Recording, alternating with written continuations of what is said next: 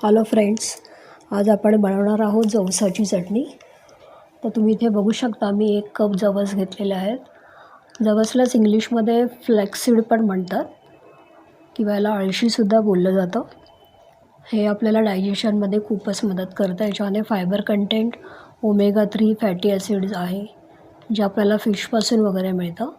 म्हणजे व्हेजच्या लोकांना ही जवसाची चटणी खूपच यूजफुल आहे।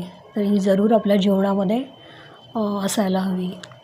भाकरीबरोबर, चपातीबरोबर किंवा भाताबरोबर आपल्याला ही खूपच छान लागते। तुम्ही जरूर एकदा बनवा आणि ट्राय करा। ही सिंपल रेसिपी आहे, तुम्ही करू शकता लवकरात लवकर। इथे मी जवस चांगले भाजायला घेतलेत। कढईमध्ये मी 3 ते 4 मिनटं त्याला भाजणार आहे।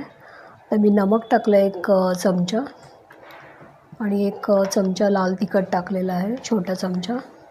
हे सर्व आपल्याला त्याच्याबरोबर अळशीबरोबर आपल्याला भाजायचं आहे। ते एकसारखं भाजत राहायचं आहे। जसं ते भाजलं जाईल तसं थोडंसं एक सुगंध पण येतो छानपैकी। तर थोडंसं ते काळपट होतं तर भाजल्यामुळे। तर तुम्ही बघू शकता मी मीडियम याच्यावर 4 ते 5 मिनटंच त्याला गरम केलेलं आहे। 5 मिनटं आपण साधारणपणे 1 कप अळशी आहे ती गरम रोस्ट केलेली आहे चांगली। आता ही थोडी गरम कढईमध्येच ठेवून द्यायची आहे।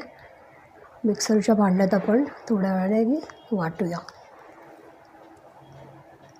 एक मिक्सरचं भांडं घ्यायचं आहे, त्याच्यामध्ये आपल्याला ती टाकायची आहे आणि आपल्याला मिक्सरला ती बारीक वाटून घ्यायची आहे। अतिशय छान लागते ही चटणी, तुम्ही जरूर ट्राय करा।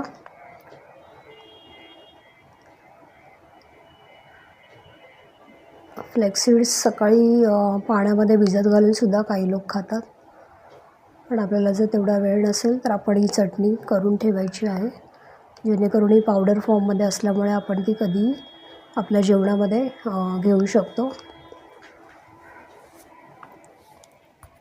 तर इथे तुम्ही बघू शकता मी मिक्सरच्या भांड्यात ही अळशी सर्व काढून घेतलेली आहे। हे जे जवस आहेत ते आपण मिक्सरच्या भांड्यात घेतलेत आणि त्याची बारीक चटणी केलेली आहे। पूर्ण पावडर फॉर्ममध्ये केलेलं आहे याला।